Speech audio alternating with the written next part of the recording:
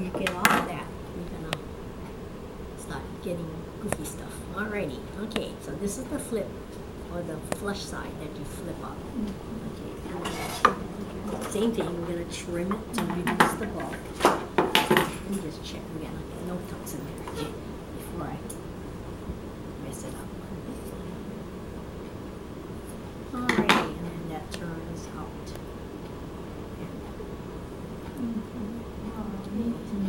Yeah, that's why I have to be really careful, try to make everything match. Okay, now we're going to do the lap side, which is you're going to sew the L. Okay, no flipping.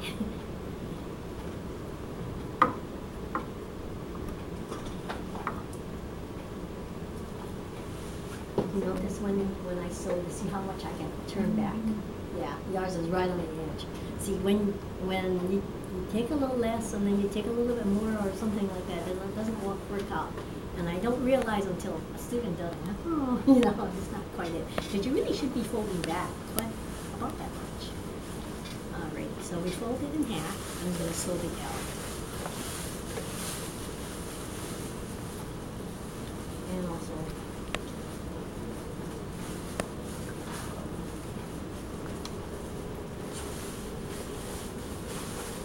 so everything, I still did the same thing that I did yesterday, okay. But maybe you see it again, I think a little easier. I think some of you folks did it already, so you learned something from it, you know. But as I say, after that, it's kind of okay. So you know, the observation is there. And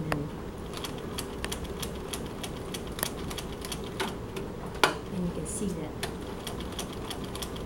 sewing 5/8 all the time, it all lines up. So, you know, there's a reason for my madness from the very first day. You know, telling you to sew the L. So that's 5/8 from this here, way, and then 5/8 5/8, from here. yeah. Okay, all right.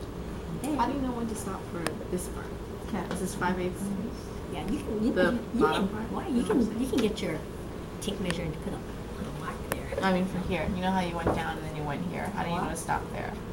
Oh, I saw it in the hole. I saw it coming. Oh, Yeah. you just stop. And you don't want to go over that. Okay. So I purposely leave a little space. Yeah. Because if you go over that, you cannot turn it. Okay. Yeah, that's the thing. Okay. All right. So I got the L. Right. And then we trim it down again. There we go. Turn it out. Okay. Yeah. So I know actually it is not easy. It's just, you know, this is sewing, you know, how to get these things done. And then try to see if you can get those corners out. Be really careful when you use, when you use a pin, because, you know, you can like this in a ravel point, you just pulled your point out. So sometimes it's better to just take your time. Even I go, oh no, you know, mess up. But you want to pull everything out of that point that's there to be pulled out. It shouldn't be all folded in, inverted, or whatever. Okay. Yeah. Some people are so good at that. My grandmother used to be really good. And she'd sit there and she'd, you know, pull out the points. Okay, so here's the points now, all out. Okay, now when you did the hand sewing, we stuffed everything like this into the band. Okay, this time we're not. We're gonna taper the selvage end or the serge edge outside. Okay, so basically, let's get the width going right there. And this method, it looks so ugly. It looks kind of, you know. Most students tell me, ooh.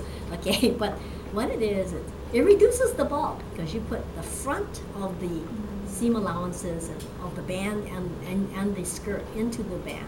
And you flap this over, and so now it's got a nice 5/8 dangling there. So when you're going to stitch from this side, we call it stitch in the ditch. So the line that the seam makes, you want the needle to drop right in that line. Don't be on the band or below that line. Okay, so that's why they say stitch in the ditch. You catch it really good. You can, even with contrasting thread, it almost looks like a hand sewn clean finish band. Okay, So we stuff all the front of the band into the garment, and I'm going to taper the. Let me see if I want to get my fold and everything matching. Nice match. Okay. And this is one you did on your skirt, right? Yeah. Yeah.